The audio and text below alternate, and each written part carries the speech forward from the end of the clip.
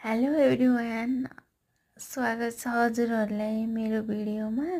आज चाहिँ म मेरो फेस देखाएर म भिडियो बनाउँदैछु। यो चाहिँ बेलुकाको भिडियो है। अहिले चाहिँ भन्दा पनि नि आज चाहिँ मलाई धेरै अल्छी लाग्यो खाना बनाउन। अनि त्यसले गर्दा मैले चाहिँ रोटी छोरीहरूलाई चाहिँ म त भोकै बसे पनि केही भएन, तर छोरीहरूलाई चाहिँ भोकै राख्न त भएन। यसले गर्दा मैले चाहिँ छोरीलाई मनपर्ने गिलो रोटी बनाइदिएँ साथीहरू।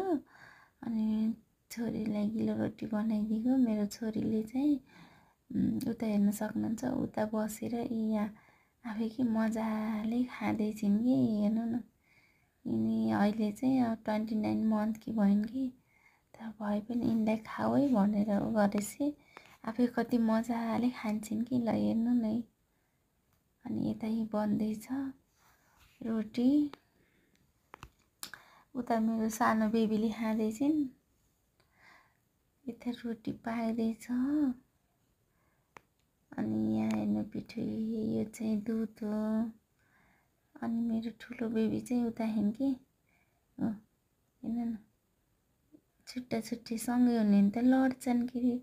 त्यही भएर एउटालाई भित्र एउटालाई बाहिर गराउनु पर्छ कि। मलाई त गाह्रो छ नि त, मेरो हेरिदिने मान्छे पनि कोही हुनुहुन्न।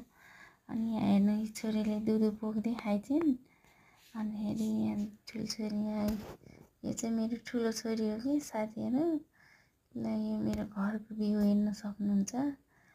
अनि यहाँ रोड बत्ती छ है, घर अगाडि उज्यालो छ कि। हेर्नु न, यो चाहिँ मेरो नाइटको भ्यू हो कि साथीहरू, हेर्न सक्नुहुन्छ। रमाइलो छ यहाँ। यहाँ छोरीले खाँदैछिन्, उता अर्को सानो बेबीले पनि खाँदै हुनुहुन्छ है। हाँस्ने कस्तो भने हेर्नु न कसरी खाइछन् कि। उनलाई मिठो भयो नि त, हल्का चिनी राख्दैछु अझै मिठो हुन्छ कि।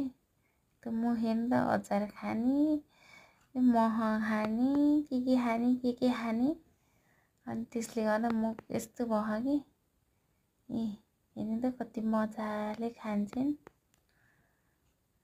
मेरो सानो छोरी हो यो चाहिँ। आफै खान रहर गरेर मैले चाहिँ यिनलाई आफै खान दिएको कि साथीहरू। हेर्नु न है।